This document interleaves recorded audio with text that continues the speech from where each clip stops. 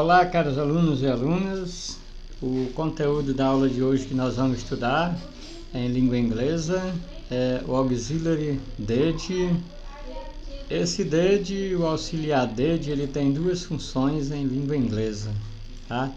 Deixa eu fazer o marcadorzinho aqui pra gente ficar melhor, tá? É o did, é isso daqui que eu tô falando, ó. Ele tem duas funções em língua inglesa. Ele funciona como verbo, que é o passado do verbo to do, tá? Nesse caso significa o verbo to do é o verbo fazer. No passado, no caso, é fiz, fez, então é nesse sentido, tempo passado. Só que nós vamos estudar ele enquanto auxiliar, tá? Nesse caso, ele não tem tradução, tá? Ele serve apenas para indicar que os verbos, no contexto em que o contexto frasal em que ele se insere, mostrando que esses verbos estão no tempo passado, ou na forma negativa ou interrogativa. Nesse caso aqui é um exemplo, ó, que é did you know? Did you know? Então, ó, ele está apenas arremetendo a informação de que o verbo know está no passado e a outra informação é de que está na forma interrogativa, ou seja, ele arremete duas informações, tempo passado e a forma, se é negativa ou interrogativa. Na hora que você vê o did numa frase, você tem que observar se o contexto é tempo passado, então é isso daqui, ó, ele não traduz. Então é como se o did não existisse, mas ele existe no caso para subentender uma informação da estrutura linguística aqui apresentado, tá? Que no caso ele está informando que o know está no tempo passado. Know significa o verbo saber, conhecer. Aí a tradução, ó, é você sabia, ou você conheceu, ou você conhecia. Então essa é a tradução, tá? Aqui as definições do did, né? Usado na forma negativa e interrogativa, é o que eu falei há pouco, tá? Mesmas palavras, não deve ser traduzido, apenas indicar que o verbo está no passado, na forma negativa e interrogativa. Aqui tem um exemplo colocado, did you study English? Então, esse did está mostrando que o verbo study está no tempo passado e também informa que a frase está na forma interrogativa. Na hora de traduzir, você inicia pelo you, né? Que é você estuda inglês, no caso é estudou, né? Porque o did está informando que esse verbo está no passado. Você estudou inglês? Ok. Aí depois nós temos a resposta também, o didn't, na forma negativa, né? Usando o did. No, I didn't study English. Então o did aqui está dando duas informações, que o verbo study está no passado e de que a frase está na forma negativa, tá? Esse NT é a forma resumida, apocopada, né? Contracta do not, né? No, I didn't study English. Não, eu não estudei inglês. Aí tá mostrando a nota dele aí. Não estudou, então 0, né? E aqui a estrutura do passado interrogativo é essa. Auxiliar did, mais o sujeito, mais o verbo principal infinitivo, sem o to. Esse to é marca de infinitivo, enquanto que em língua portuguesa o infinitivo se caracteriza com R, andar, falar, cantar, etc. Em língua inglesa, esse caracterizador de infinitivo em língua inglesa é o to, tá? Lembrando que ele também tem a função de preposição, tá? Significa para, nesse sentido.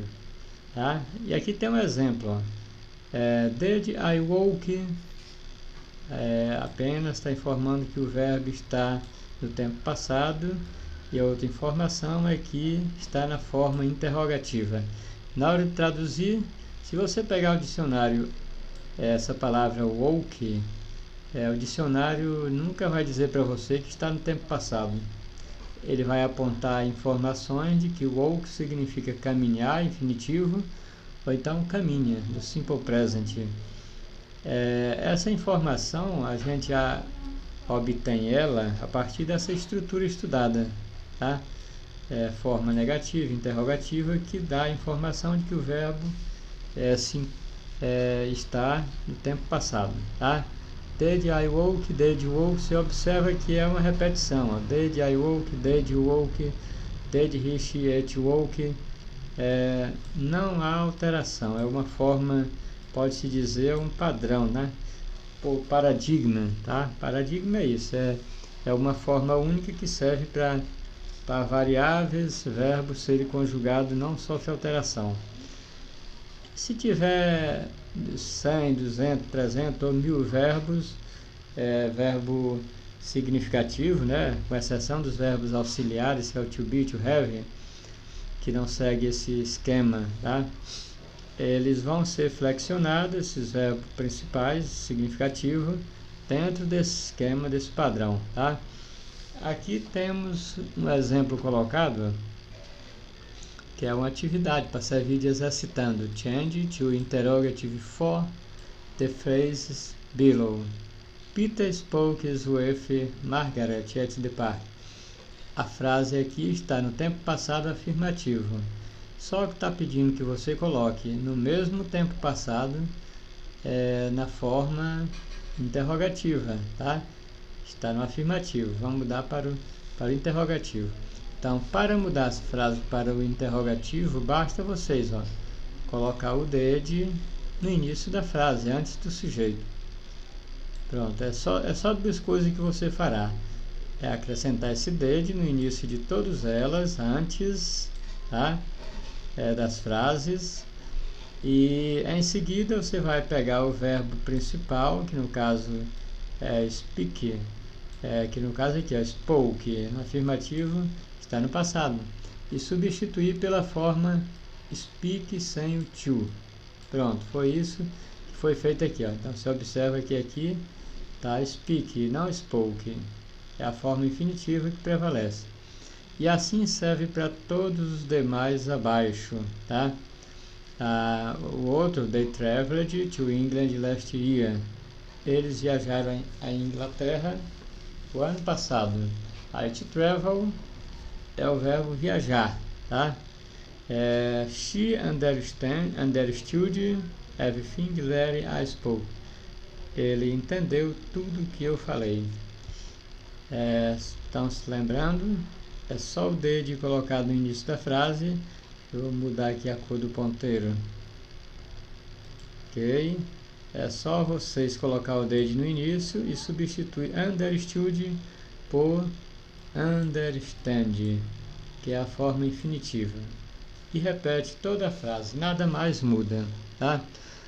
E a outra, Michael bought a new car. Então só inicia com did, bota no início e substitui bought, que é passado afirmativo, por buy, que é do verbo to buy, usando o buy no lugar de bought. Pronto, é essa forma que se responde, tá? E a forma negativa, que é o past tense, o tempo passado, a forma negativa, a estrutura sempre vai ser essa, no estilo frasal, né, ou conjugação mesmo. É o sujeito mais o auxiliar didn't ou did not, mais o verbo principal sem o to. Aqui tem um exemplo colocado com o mesmo verbo to walk, que é o caminhar, né? Então, I did, seguindo aqui a estrutura, o sujeito I, auxiliar didn't, aqui, did not ou didn't, forma contraída, mais o verbo principal sem o to, aqui. Depois que você faz isso, repita ele em todos os demais, é uma repetição, não sofre alteração alguma. He didn't not walk, she did, só vai mudando o sujeito inicial das frases, nada mais. Ok, vê aqui. Então, na hora de traduzir, I didn't not walk, eu não caminhei. O outro, you didn't not walk, você não caminhou. She didn't not walk, ela não caminhou ou não caminhava. Tem essas duas formas, tá? Nas frases, quando se vai traduzir nos textos de interpretação, essas estruturas é o que vão prevalecer nos textos. Conhecer elas ajuda vocês a terem uma melhor percepção, tanto para traduzir quanto no sentido de interpretação textual, tá? Nesse sentido. Então, a forma negativa, aqui está o esquema que melhor simplifica, tá? Para vocês, ó. Vamos ver aqui. Temos o subject. Opa, deixa eu voltar aqui, Ctrl Z. Não voltou não. Pronto. Aqui nós temos subject, significa sujeito, mais o auxiliar didn't, mais a forma básica do verbo colocada. Então, aqui nós vamos ter I didn't study. Na hora de traduzir, porque é uma repetição em todos. Eu não estudei, eu não estudava. You didn't not work, ou qualquer um desses verbos, né? Você pode flexionar. Deixa eu mudar para dar mais visibilidade aqui na apresentação.